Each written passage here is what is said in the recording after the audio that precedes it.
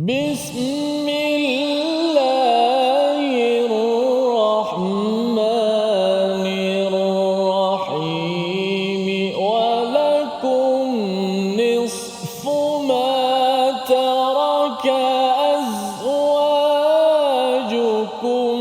إن لم يكن لهن ولد صدق الله. واجعله لنا هجتين يا رب العالمين.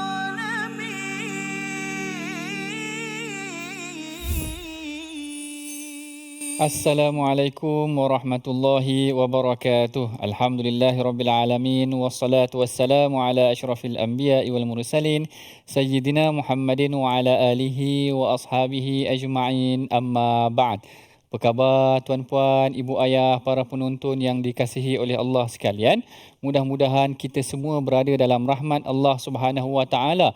Kita dapat meluangkan masa kita dalam sesi pengajian ulang kaji kita pada hari ini dalam rancangan My Quran Time, Quran, Salat, Infak, yang mana pengajian yang membicarakan secara terperinci mengenai tentang ayat-ayat Al-Quran.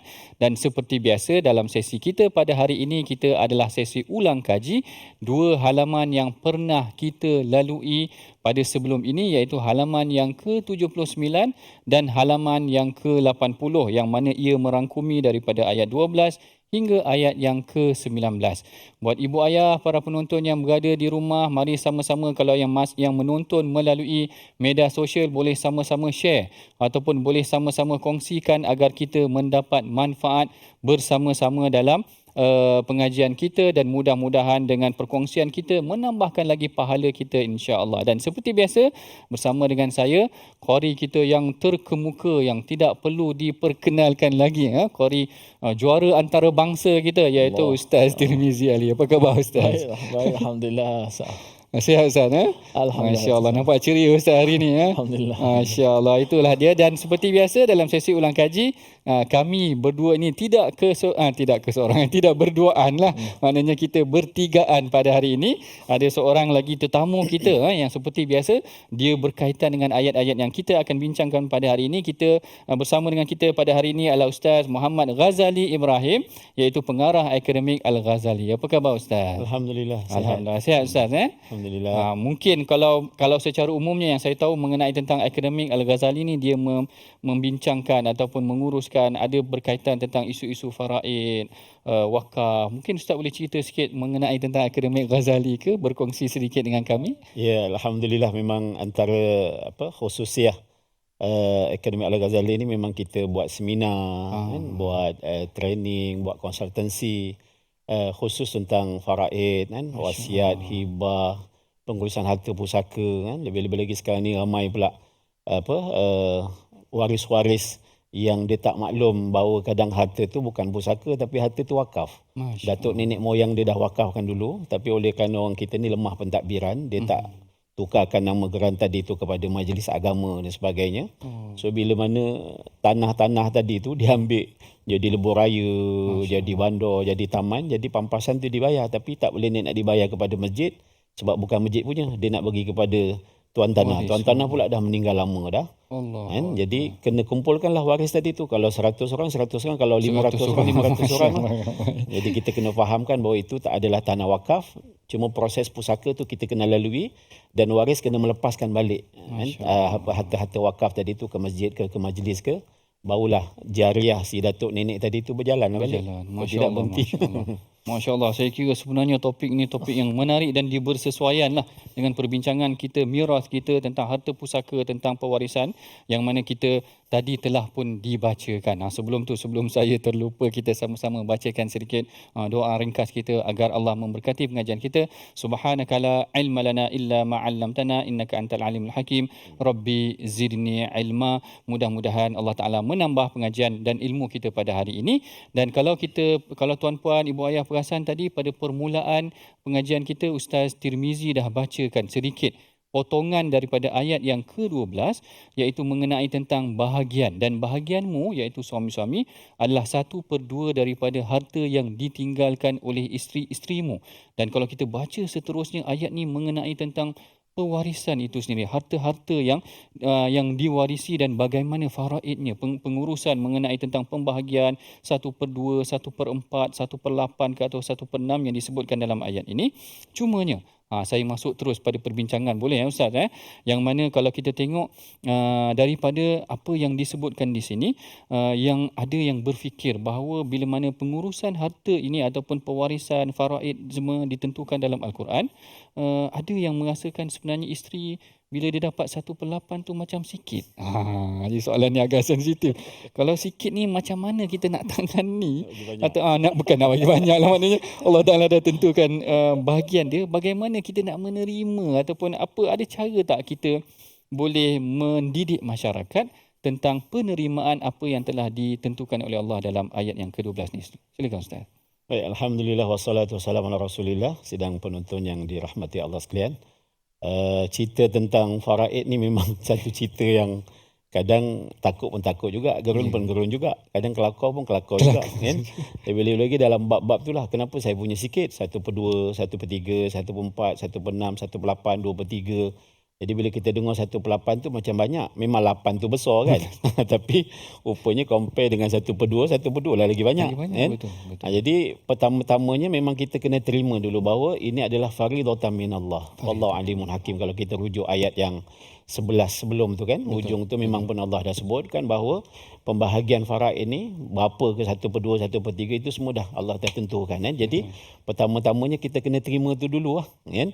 Lepas tu isu tentang sikit tu sebab memang dah ada syarat dia. Kalau suami meninggal dunia, jadi isteri itu tengoklah kalau suami tu ada anak, sama anak bersama ataupun anak tak sama. Katalah kadang ada separuh suami itu, laki itu dia kahwin, dia dah ada anak. Betul. So yang perempuan pula kahwin ada anak kan. Jadi mak ayah tu kahwin. Bila mak ayah tu kahwin, anak tu jadi apa sebenarnya? Ini namanya anak anjing. Dia.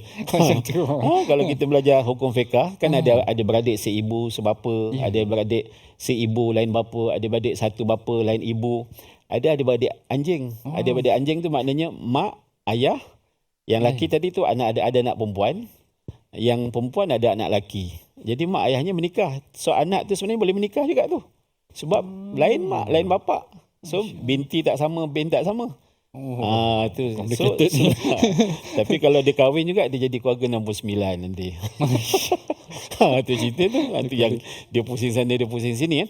Jadi sebenarnya ikut cerita tadi tu, kenapa isteri dapat 1/4 itu kalau si suami tadi tu tidak ada anak. Tak kira lah anak lelaki ke anak perempuan. Tapi bila suami tadi tu yang meninggal tu ada anak laki ke perempuan, isteri tadi akan dapat 1/8. So yang tu yang jadi sikit tu. Walhal si suami pula kalau isteri meninggal, tu dia kahwin lagi tu confirm lah, tapi tak adalah dalam ayat tu dia kan. Jadi kalau isteri pula meninggal, memang si suami tadi tidak adalah dia punya iddah kan. Jadi bila isteri meninggal, isteri tu kalau ada anak, suami akan dapat 1/4, tapi kalau tak ada anak, suami akan dapat 1/2. Tu yang dia kata kenapa lelaki dapat banyak kan, tu cerita dia. Jadi sebenarnya lelaki dapat banyak tu bukan sebab hak dia, tapi sebab tanggungjawab dia. Ni kat sini pula kadang ramai orang tak faham, terutamanya minta maaf orang lelaki kan. Dia punya bahagian 2 kan, perempuan punya bahagian 1 kan. Lepas tu bergaduh, ini Allah dah tentukan ni, jangan main-main lah apa semua kan. Perempuan jangan pandai-pandai nak cakap orang lelaki pula kan. Tapi itulah bila bab hak dia bergaduh, tapi bab tanggungjawab dia tertipu kan. Jadi sebenarnya Allah bagi laki itu lebih sebab tanggungjawab dia lebih, nak kena tengok kan. So dalam isu perempuan ni pula, isteri yang dia dapat sedikit tadi tu sebab itu dah satu ketentuan kan. Dan menariknya faraid ni pula, walaupun suami isteri tadi tu dia baru berkahwin dan dia tak sempat bersama kan, menikah, aku terima nikah, akan nikah bla bla. So suami pun lepas akad nikah seronok punya pasal dapat kahwin, mati masa tu. Jadi tak sempat bersama dengan isteri. Automatik isteri akan dapat bahagian. Jadi pusaka ni, faraid ni, walaupun tak sempat bersama suami isteri tu, salah satu meninggal akan dapat bahagian lah. Kalau yang bahagian isteri, isteri lah. Sama juga isteri punya seronok tadi tu dapat nikah dengan ustaz. Ustaz contoh kan.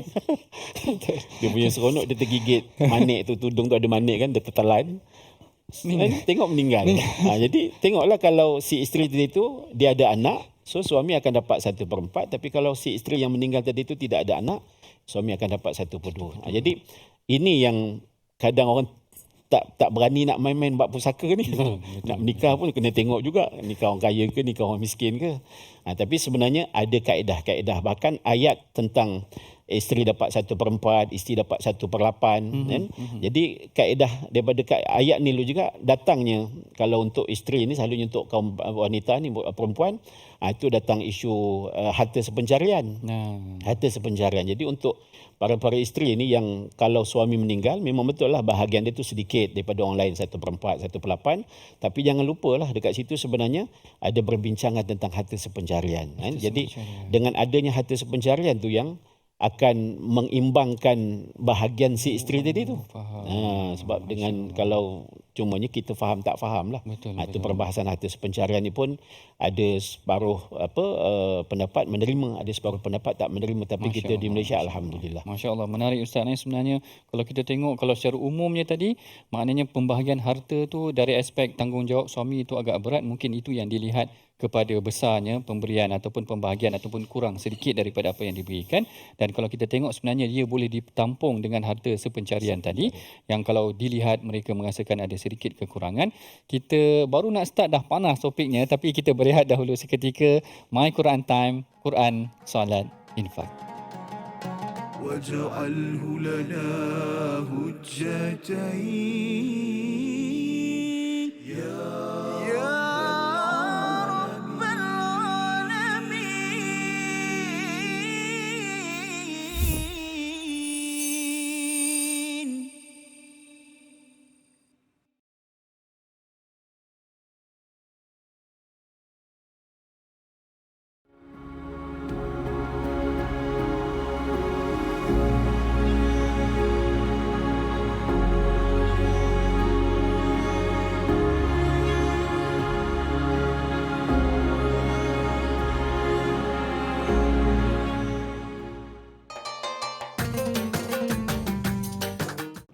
اقرأ باسم ربك الذي خلق.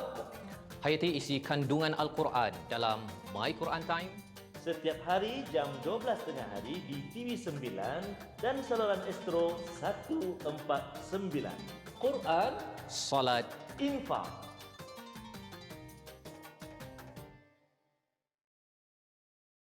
منهما جاهينا وارزقنا تلاوته.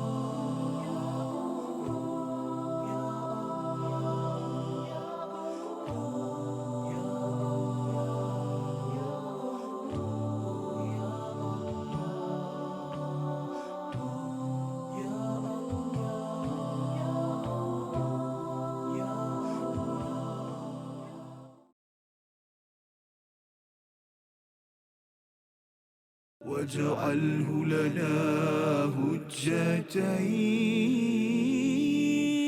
يا رب العالمين.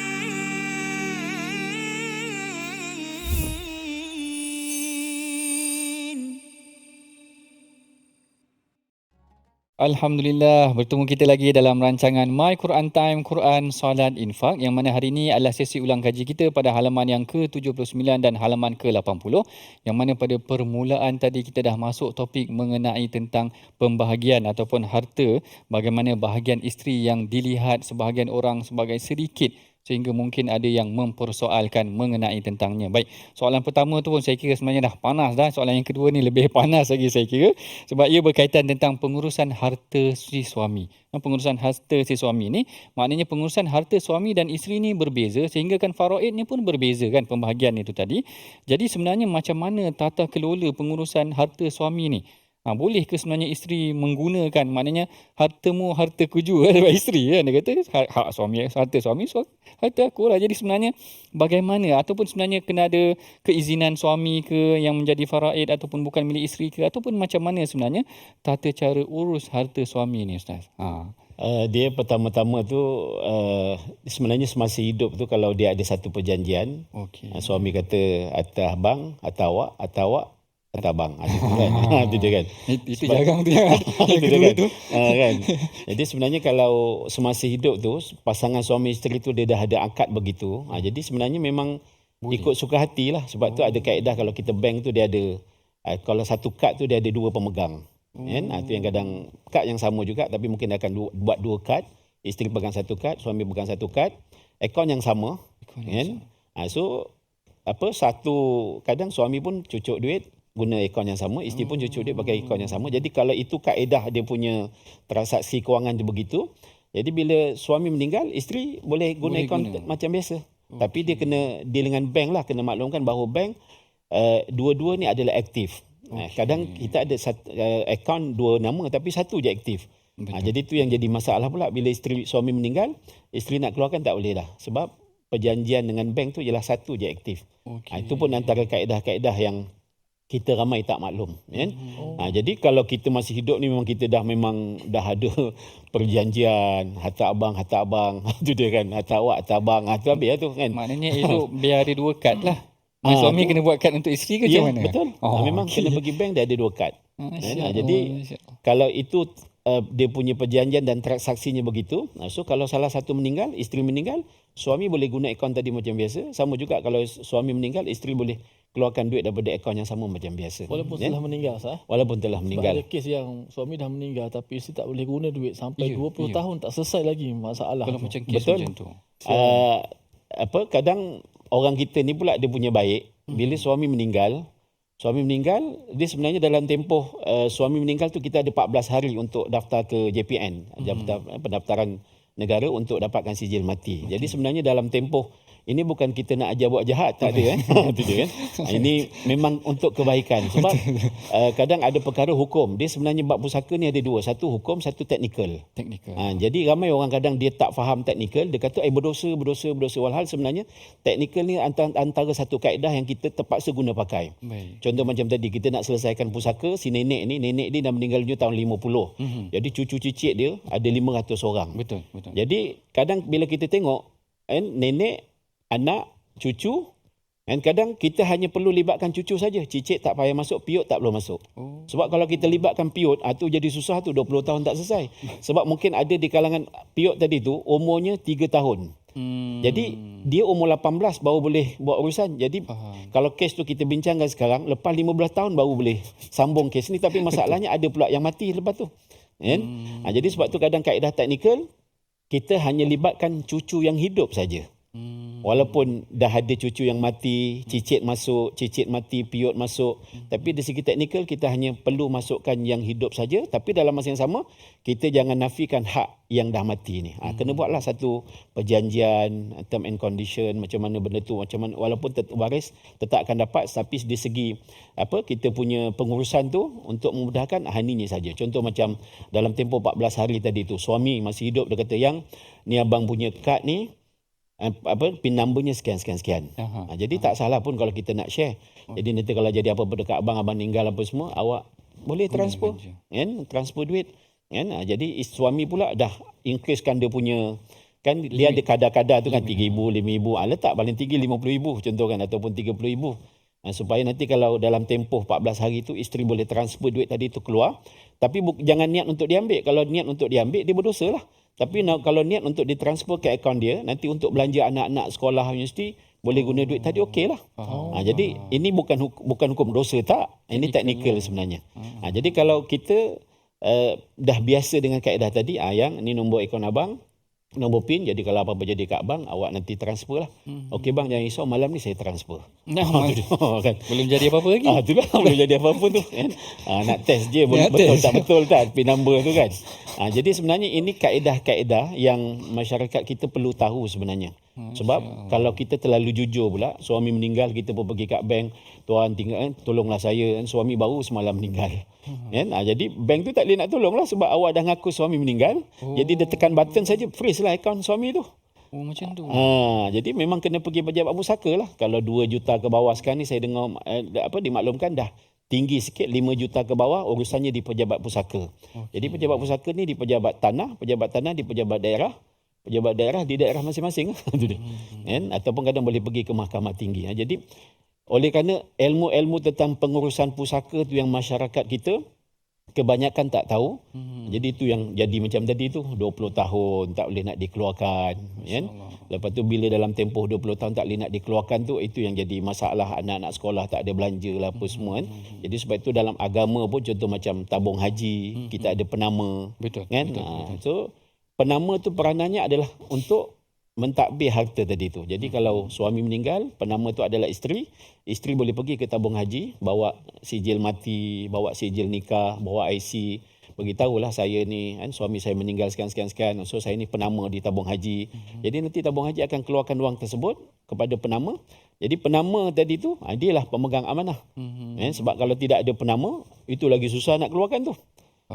Jadi Majlis Fatwa tahun 1971-73 dulu pun dia dah sebut dah mana-mana yang jadi penama ni adalah pemegang amanah. Jadi untuk mudahkan pengeluaran tadi, sebab kalau tak ada penama tu nanti lagi susah. Bila susah memang tempoh masa yang panjang, meninggal pula nanti si penama tadi tu, lagilah panjang urusan dia. Maknanya kalau si suami tadi meninggal tu, si isteri mempunyai hak juga kalau dia dah berjanji ataupun persefahamannya telah berlaku ketika mereka masih lagi hidup lah. Memang itu antara kaedah lah. Jadi bila kita tak ada tadi tu, maknanya tertakluk kepada harta suami tu jadi pusaka lah. Faham. Jadi walaupun isteri boleh keluarkan duit tersebut, dia kena kira berapa yang dia dah ambil, dan kalau yang dia ambil tu bahagian dia ke ataupun bahagian anak. Kan. Jadi tak apa transfer semua duit tadi tu belanja, tapi dia kena kira-kira. Aku punya bahagian ni 1/8 ke belum? Anak lelaki pula 2 bahagian, anak perempuan 1 bahagian. Kena pula mak ayah hidup lagi 1/6 contoh kan. Jadi itu antara perkara yang segi teknikalnya memang tak salah, kan? Yang salah bila kita langgar hukum tadi tu. Bahkan menjadi satu rasanya untuk zaman sekarang ni, kalau suami meninggal tu, isteri boleh cakap dekat Pak Imam, "Mam, jangan tanam lagi." Kan? Memang dah mandi, dah kafan apa semua kan, jangan tanam lagi. Kenapa? Saya nak pergi bandar nak cek K2SP nama siapa. Tu dia. Tabung haji nama siapa, kan? Sebab memanglah bila pergi ke tabung haji ke K2SP, mungkin kaunter tu cakap, suami baru meninggal, belum tanam lagi tapi dah datang ke K2SP. Iyalah. Sebab besok lusa saya nak belanja, mana saya ada duit, saya suruh rumah. Selama ni wang belanja semua dekat suami, tapi suami dah meninggal. Kan? Tengok-tengok cek K2SP, nama ayah, nama mak ataupun nama girlfriend dia, dah satu hal pula dah. Kan? Jadi itu si isteri yang sah tak boleh nak keluarkan duit tersebut. Jadi sebab tu kena cek juga penama-penama tu kecek. Sebab apa? Sebab dalam tempoh 2-3 mungkin dalam waktu bekerja 5 hari, kalau urusan tu cantik, duit tadi dah transfer kepada isteri boleh gunakan duit tadi untuk perbelanjaan. Itu antara kaedah-kaedah yang kalau kita semasa hidup ni dapat pastikan perkara tu jalan cantik, so selepas kita meninggal nanti pun tak akan ada masalah lah. Masya Allah, ni menarik sebenarnya tuan-puan, perkara yang perlu kita pelajari agar kita nanti, sebab dengan orang meninggal ni kadang-kadang berebut harta dan sebagainya, sebenarnya perlukan pendidikan, training, pengajaran yang boleh kita terapkan kepada anak-anak kita ataupun kepada diri kita sendiri, bagaimana pengurusan yang benar dan tepat berdasarkan apa yang telah digariskan oleh Al-Quran. Dan kita akan pergi kepada soalan yang seterusnya, tapi sebelum tu mari sama-sama kita bacakan dahulu ayat yang ke-14 untuk kita sama-sama pelajari ataupun apakah pengajaran daripadanya selepas daripada ini. Silakan Ustaz Tirmizi, ayat yang ke-14 insya-Allah. Auzubillahi minasyaitanir ومن يعص الله ورسوله ويتعد حدوده يدخله نارا خالدا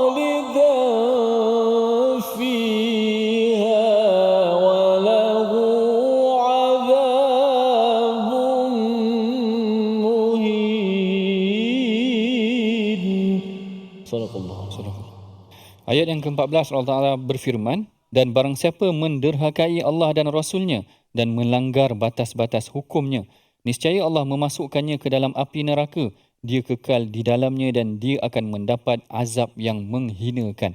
Ayat ini adalah ayat yang penutup setelah mana Allah Ta'ala ceritakan perincian mengenai tentang faraid, pembahagian harta, pusaka dan sebagainya. Di penghujungnya Allah Ta'ala meletakkan sempadan yang mana siapa yang ikut garis panduan tersebut akan mendapat syurga dan yang melanggar batasan tersebut Allah Ta'ala memberikan ancaman kepada neraka.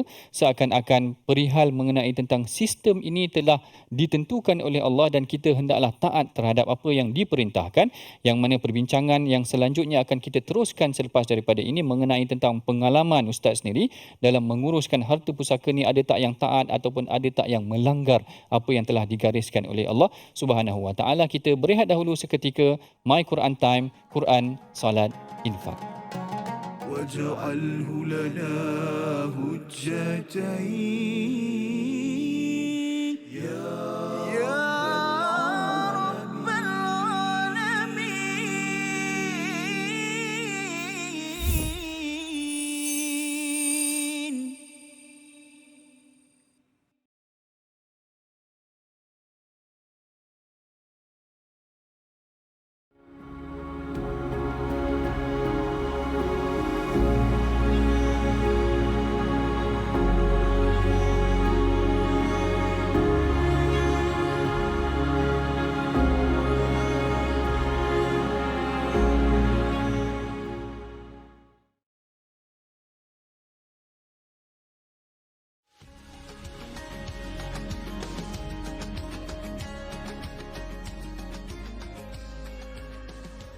بسم الله الرحمن الرحيم.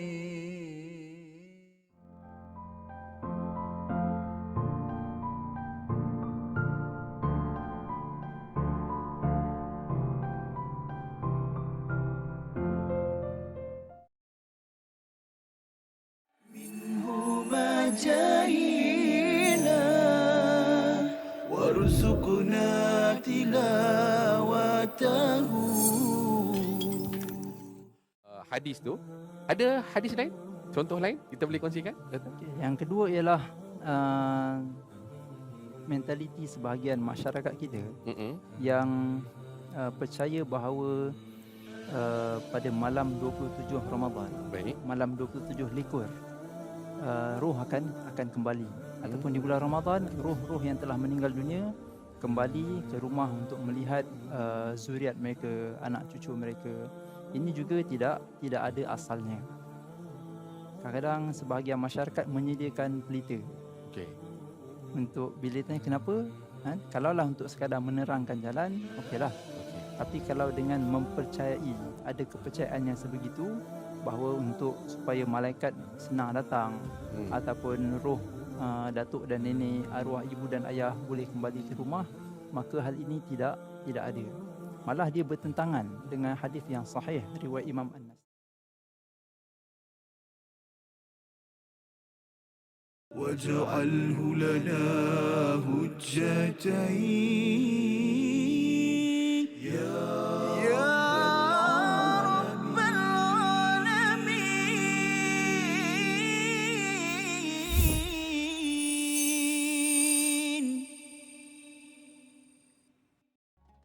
Alhamdulillah, bertemu kita lagi dalam rancangan My Quran Time, Quran, Salat, Infak, yang mana pada hari ini adalah sesi ulang kaji kita pada halaman yang ke-79 dan halaman yang ke-80. Sebelum kita menutup sesi kedua kita tadi, kita telah tutup dengan ayat Al-Quran yang mana Allah Ta'ala memberikan ancaman bagi mereka yang melanggar. Wa may ya'sillah. Ayat tersebut menceritakan tentang golongan yang menderhakai. Jadi kita nak tanya pengalaman Ustaz dalam kita mentadabbur ayat ini, sebenarnya ada tak golongan yang Ustaz nampak daripada dua ini? Pertama, golongan yang Allah Ta'ala kata wa may yuti'illah, yang memang ikut panduan yang diberikan. Kemudian yang kedua ada yang wa may ya'sillah, memang ada ke sebenarnya orang yang melanggar apa yang telah digariskan oleh Allah dalam Al-Quran ini tadi, berdasarkan pengalaman Ustaz sendiri. Pertama-tamanya kalau kita lihat pun awal-awal dulu bila mana ayat faraid ni diturunkan pun berlaku juga di kalangan para sahabat masa tu kan. Ada satu kisah suami dia meninggal masa Uhud ke masa Badar, itu antara dua lah. Jadi bila si suami tadi meninggal, warisnya tu kalau kita tengok tangan ni, orang belajar faraid mudah je, tu tangan, jari kan. So ni ibu, ayah, ni yang study lah. Kalau yang mati tadi ada suamilah, yang ada isteri lah. Ni anak lelaki, anak perempuan. Jadi kalau kita ada 5 ni, ni waris utama lah ni. Saya ada katalah saya meninggal, ada ibu, ada ayah, ada isteri, ada lelaki, anak perempuan. Jadi harta tu tak pergi mana lah, dia tak pergi kepada adik-beradik. Memang 5 dapat. So 5 orang yang akan dapat. Jadi kisah yang berlaku di zaman Nabi itu, suami dia meninggalkan isteri dan 2 anak perempuan. Jadi anak lelaki tak ada, ibu ayah pun dah tak ada. Jadi apa yang berlaku ketika itu, semua harta-hartanya tu dirampas oleh adik-beradik lelaki. Masya-Allah. Kan sampai isteri dengan anak perempuan tadi tak ada apa-apa. So jumpalah Nabi, ngadu kat Nabi, Rasulullah, suami saya meninggal perang kan, sekali harta-harta saya ni, harta-harta suami saya ni semua diambil oleh adik-beradik lelaki dia kan, sebab mereka berfikiran kalau meninggal seorang tu tidak ada meninggalkan waris lelaki, contoh macam anak lelaki ke ataupun ayah ke. Jadi waris lelaki yang ada tu macam adik-beradik tu akan ambil semualah. Itu yang akhirnya Nabi, kalau tak silap panggil Sayyidina Osman ataupun Sayyidina Ali, dia kata, kamu bawa kakak ni pergi jumpa adik-beradik ipar dia, bagi tahulah bahawa bukan semua tu pergi kat adik-beradik walaupun dia tak ada waris lelaki kan. So maknanya isteri tu akan dapat 1/8, anak perempuan 2 orang dapat 2/3. Jadi akan adalah asobah di situ, akan pergi kepada adik-beradik lelaki, lebih kurang mungkin dalam sekitar 5/24 macam itulah anggaran kan. Jadi itu cerita dulu zaman Nabi. So kalau kita relatekan dengan zaman sekarang, lagi banyak sebenarnya. Macam-macam kisah dia. Memang cerita tu dahsyat lah. Sangat dahsyat. Contoh masa mak ayah hidup, anak lelaki ni kan, mak ayah duduk kat Perlis kan, anak lelaki kerja dekat Johor. Memanglah jauh kan, tapi namanya anak lelaki, kau kena tengoklah mak ayah. Wabil walidaini ihsana kan, Allah sebut, jadi dengan ibu ayah ni kamu kena buat baik. Dia macam mana pun kamu kena. Jadi masa mak ayah hidup ni, anak lelaki ni tak tengok langsung pun. Tapi bila dengar mak ayah meninggal, subuh-subuh Syafi'i dah sampai dah. Tu dia kan.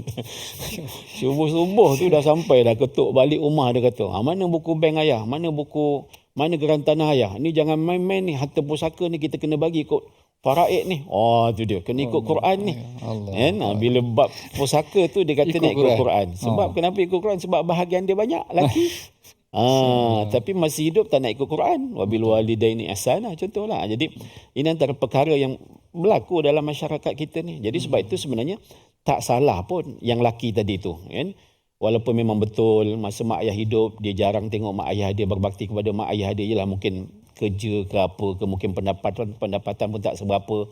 Jadi akhirnya yang menemani mak ayah tadi tu sampailah meninggal tu mungkin adik laki perempuan dia ataupun kakak dia. Jadi kakak tadi tu, adik perempuan tadi tu berkorban. Betul. Demi untuk mak ayah. Jadi sepatutnya bila dia balik tadi tu, balik kampung, dia kata tak apalah walaupun abang ni laki kan, kamu perempuan, tapi sepatutnya yang jaga mak ayah ni abang. Kan, tu tanggungjawab anak laki. Tapi oleh kerana abang ni macam-macam cerita lah, bini pompat lah apa semua, tu contoh lah kan. Macam-macam cerita. Jadi abang memang terima kasih banyak-banyak dekat awak lah kan, sampai awak sampai berhenti kerja ke apa ke macam ni lah. Harta pusaka ayah ni kita terbalikkan. Abang punya bahagian abang bagi dekat awak 2. Abang ambil 1. Jadi boleh. Sebenarnya ramai juga masyarakat di Malaysia ni buat macam tu. Kan? Laki dia ambil bahagian perempuan, perempuan dia ambil bahagian laki. Atas dasar persetujuan, atas dasar terima kasih kepada kakak, kepada adik perempuan tadi kan. Jadi sebab tu bila kita mungkin bila kurang maklumat, kita fikir taklah dah mati, laki-laki lah, perempuan-perempuan lah, kau jangan ngada pula. Gitu dia.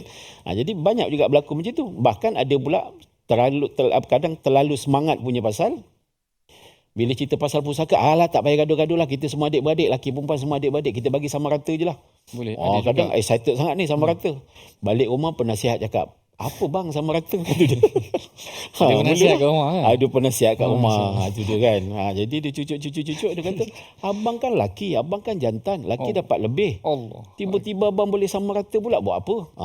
Contoh. Jadi sebab tu kaedah ilmu, sebelum kita nak pakat sama rata pun dia ada syarat dia. Kan? Jadi pastikan di kalangan ahli waris tadi tu, kalau kita nak sama rata, pastikan semuanya baligh. Kan? Jangan ada umur baligh bawah. Kemudian pastikan kedua semuanya berakal. Mana jangan ada yang OKU lah. Kan? Lepas tu yang ketiga, semua tahu dan faham. Maksud tahu tu faraidnya 1/2 ke 1/3 ke 2/1 ke. Lepas tu faham tu jumlah bahagian yang nak dapat, barulah bila fikir-fikir katalah lelaki dapat 10,000, perempuan dapat 5,000 kan, 2/1 tu. Tak apalah, sama rata. Bila sama rata tu maknanya lelaki akan kurang 2,500, perempuan akan lebih 2,500. Jadi kat situ akan berlaku satu, tolak ansur. Yang kedua, terima kasih lah. Kan? Jadi kalau kita rujuk kepada ayat tadi itu memang ceritanya tentang pusaka tu begitu. Kononnya mula-mula tadi nak ikut hukum sangat. Tapi tiba-tiba dia yang langgar hukum. Tapi sebenarnya ramai pun yang macam tadi itulah. Bahagian lelaki itu dilepaskan, diberi kepada perempuan. Oleh kerana mungkin macam tadilah yang lebih berbakti itu bagaimana. Kan? Jadi sebab itu dalam bab pengurusan pusaka di Malaysia ni pun boleh bagi ikut persepakatan. Kita sepakatnya macam mana. Kan? Baik, itu Ustaz. antara dia. Kalau kita tengok tadi ayat yang ke-14, Allah Ta'ala beri ancaman agar kita tak melanggar batasan yang Allah Ta'ala telah berikan. Cuma yang menariknya ayat 15 ni tiba-tiba Allah Ta'ala menyebutkan tentang wallati ya'tina al-fahisha min nisaikum. Dan sesiapa yang melakukan perbuatan keji termasuklah zina antara perempuan kamu, hendaklah mereka ada 4. Kenapa tiba-tiba dalam perbincangan tentang ayat faraid, tentang pewarisan, masuk tentang ayat perempuan yang melakukan kejahatan? Apa hikmah ataupun kenapa? Apa tadaburnya daripada perbincangan ini? Allahu Akbar. Saya nak sebut kadang takut juga. Malu-malu juga. Sebab bila mana si isteri yang kematian suami ni, kan, dia kadang macam-macam cerita boleh timbul lepas tu. Allah. Yalah, suami dah meninggal lama. Allah. Kan? Masya-Allah. Jadi dalam tempoh edah tu ke ataupun tu ramai yang kacau dia lah. Nak kalau orang tahu, ni suami dia kaya ni, maknanya bahagian peninggalan tu banyak tu. Mulalah macam-macam lah. Duk cucuk, duk usah, duk ngorat, duk apa semua bla-bla. Tengoklah. Jadi dekat situ kadang berlakulah fitnah-fitnah ni. Bila dah kematian suami kan. Dia datanglah nanti sentimen-sentimen tadi tu. Jadi akhirnya mungkin walaizubillah lah. Jadilah perkara-perkara tadi tu kan. Sama ada terang-terangan ke, kan, belakang-belakang ke, kan. Kalau dulu mungkin orang nak buat perkara-perkara tak baik ni susah, kan. Tapi sekarang ni kita check in sanalah, kita check in sinilah, kan. Itu antara mungkin kesinambungan ayat tadi tu. Sebab betul lah macam Dr. sebut kan, saya bila baca pun terkejut juga kan, apa kaitan dia kan. Kan? Dan lebih-lebih lagi ayat tu pula cerita tentang fahisyah, kan, perkara yang keji, yang maksiat, yang memang dia ada kaitannya tentang seks, tentang zina, tentang apa kan. Jadi mungkin antara faktor tadi bila mana masyarakat tu jadi tidak terdidik, jadi berlakulah unsur-unsur tadi, goda ke apa ke macam mana dan sebagainya kan. Jadi sampai si balu tadi tu pun mungkin dia pun tak boleh nak kawal diri dia kan. Jadi itu antara hubung kait lah mungkin antaranya. Masya Allah, ini satu tadabbur yang sangat menarik. Bagaimana kebanyakannya banyak lokasi dalam ayat Al-Quran ini yang kadang-kadang kita tak terfikir. Tengah-tengah cerita tentang ayat mirah, tengah-tengah cerita tentang ayat pewarisan, faraid, pusaka dan sebagainya, tiba-tiba Allah Ta'ala bagi satu templak, maknanya mengenai tentang wanita ataupun sesiapa sahaja yang melakukan wallati ya'tinal fahishata min nisaikum, dan sesiapa yang melakukan perbuatan keji. Maknanya apa yang digambarkan daripada Al-Quran ini adalah satu gambaran yang jauh, bukan sekadar apa yang dilalui manusia oleh pada zaman dia ditimpa kematian tersebut, tetapi Allah Ta'ala memberikan macam-macam perkara yang dalam bacaan yang mungkin di luar bacaan manusia. Antaranya adalah mengenai tentang mungkin akan berlaku perbuatan keji.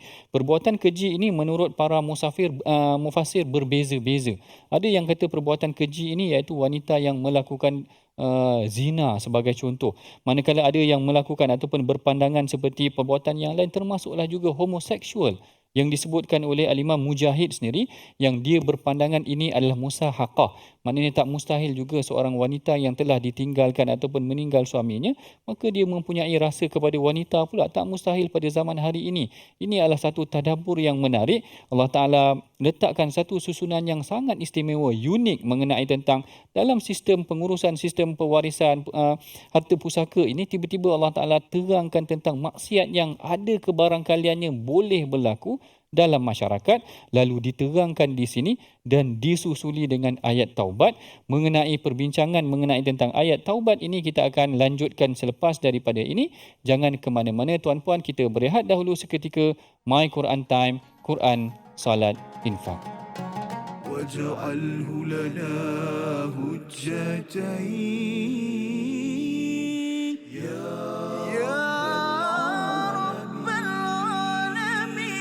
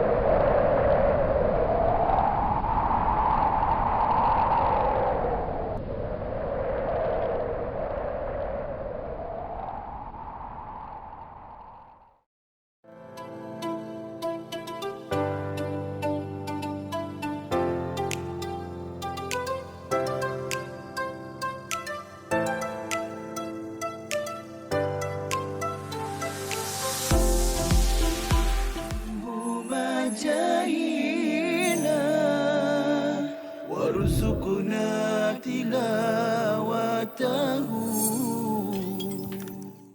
Ni Yahudi ni dia banyak kubu-kubu dia. Dia banyak kubu-kubunya, jadi Rasulullah tak boleh nak masuk, tentera Islam tak boleh nak masuk.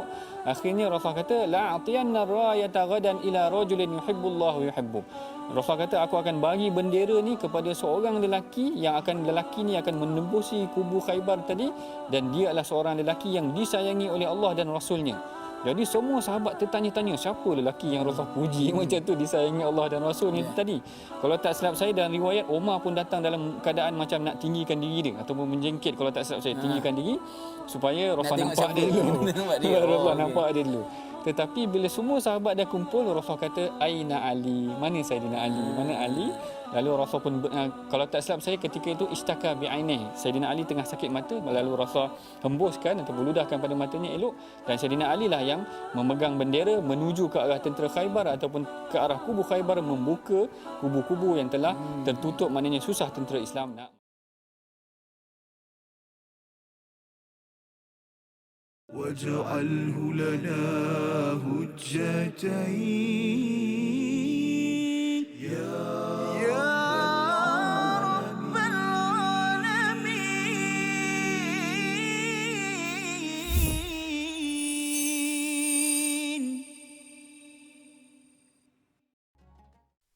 إنما التوبة على الله للذين يعملون السوء بجهالة ثم يتوبون من قريب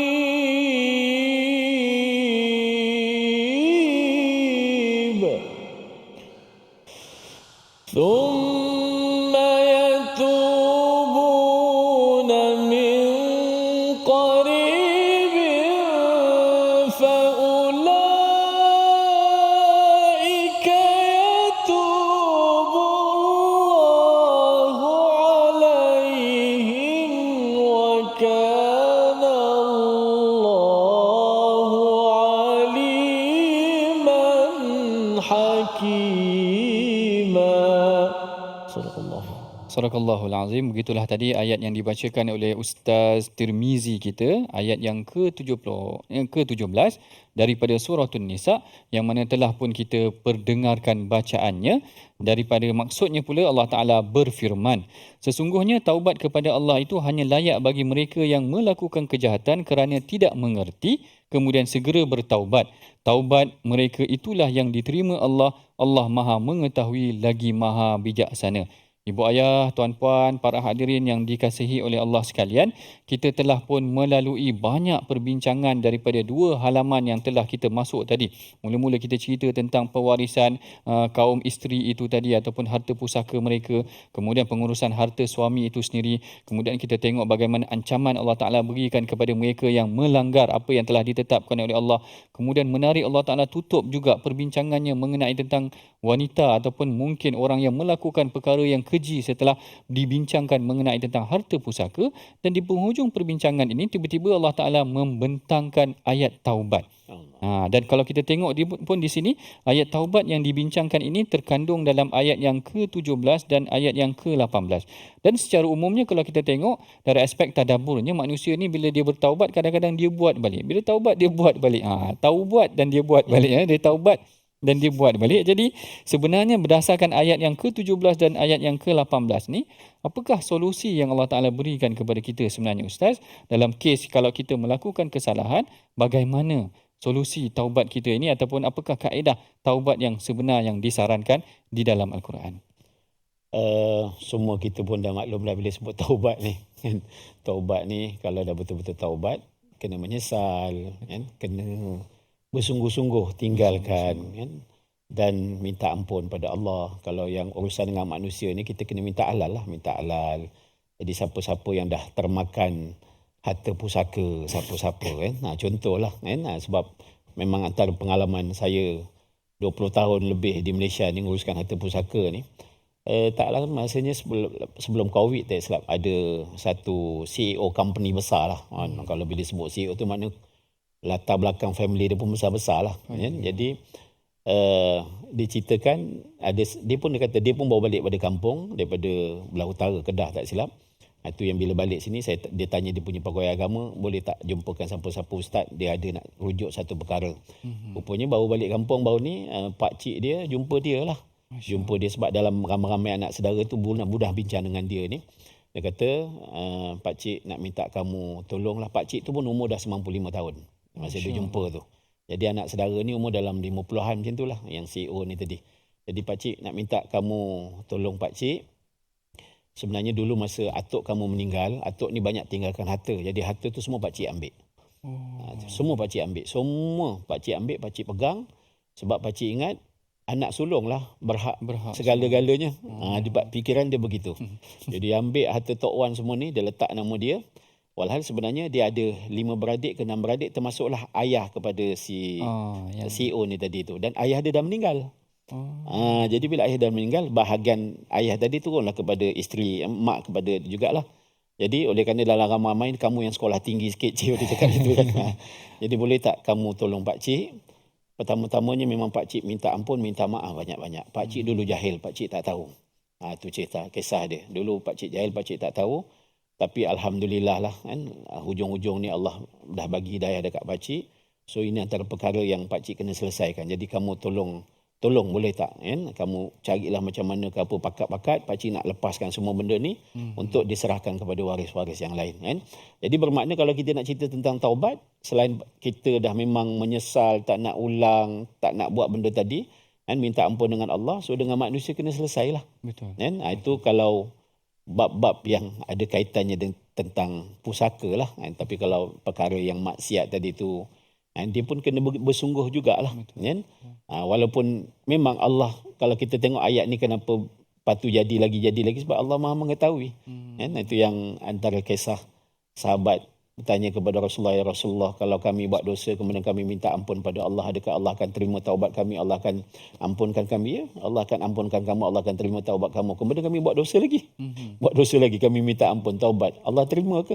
Allah ampunkan kami? Ya, Allah akan ampunkan kamu, Allah akan terima taubat kamu. Kemudian kami buat lagi, ya Rasulullah. Itu dia. Kami buat lagi ni, buat dosa lagi ni.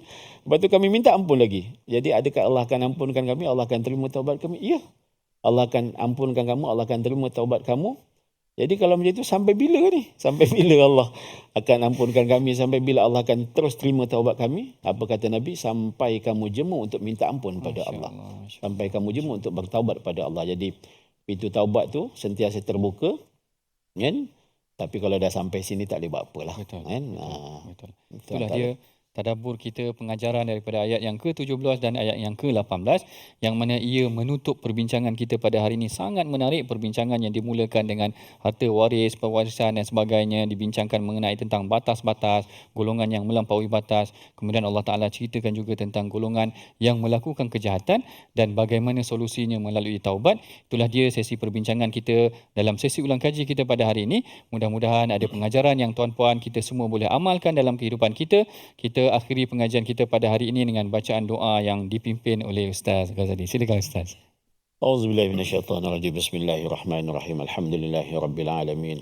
حمدا حمدين حمدا شاكرين حمدا ناعمين حمدا يوافي نعمه ويكافئ مزيده يا ربنا لك الحمد كما ينبغي لجلال وجهك وعظيم سلطانك اللهم جمعنا هذا جمعا مرحوما وتفرقنا من بعده تفرقا مباركا معصوما اللهم أعنا على ذكرك وشكرك وحسن عبادتك اللهم أعنا على ذكرك وشكرك وحسن عبادتك. Ya Allah, bantulah kami untuk kami menjadi hamba yang baik padamu, Ya Allah. Amin. Bantulah kami untuk kami menjadi hamba yang sentiasa bersyukur padamu, Ya Allah. Amin. Bantulah kami untuk kami menjadi hamba yang baik sesama manusia, Ya Allah. Allahumma ahyina bil iman, wa amitna bil iman, wa ahsyurna bil iman, wa adkhilnal jannata ma'al iman bi rahmatika ya arhamar rahimin. Ya Allah, hidupkan kami dengan iman. Matikan kami dengan iman. Amin. Masukkan kami ke syurga dengan iman. Rabbana atina fid dunya hasanah وفي الآخرة حسنة وقنا عذاب النار والحمد لله رب العالمين. Alhamdulillah, begitulah sahabat-sahabat sekalian, kupasan dan juga ilmu tentang harta warisan ini mudah-mudahan yang menjadi umat kita Muhammad SAW, harta inilah yang menjadi fitnah ujian terbesar bagi kita.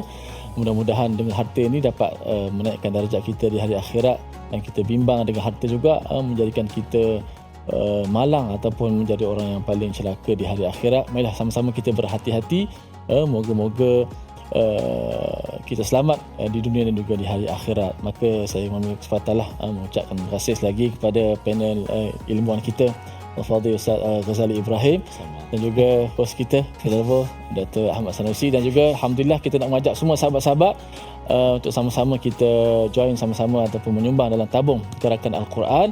Moga-moga usaha kita sedikit insya-Allah dapat kita kembangkan lagi Al-Quran dan kepada seluruh masyarakat kefahaman kita kepada Al-Quran, dan juga boleh scan, ada QR code yang disediakan. Mudah-mudahan sama-sama kita dapat menyumbang dalam program Al-Quran di seluruh negara kita insya-Allah. Alhamdulillah, terima kasih lagi kepada semua, dan insya-Allah jangan lupa terus kita sama-sama tonton My Quran Time. Ada lagi ayat-ayat yang akan sama-sama kita belajar setiap hari, kerana fokus My Quran Time pada ketika ini ialah setiap hari Ustaz hanya beberapa ayat saja. Kalau sebelum ni satu hari satu muka surat, tapi sekarang ni dah dipotong, dibagi 3 bahagian. Maka boleh fokus dengan lebih lagi setiap ayat itu, dan mudah-mudahan kita benar-benar mendalami Al-Quran, menjadi Ahlul Quran insya-Allah. Terima kasih kepada semua di atas perhatian. Sehingga bertemu lagi dalam My Quran Time, Quran, Salat dan Infak. Assalamualaikum warahmatullahi wabarakatuh. Waalaikumsalam.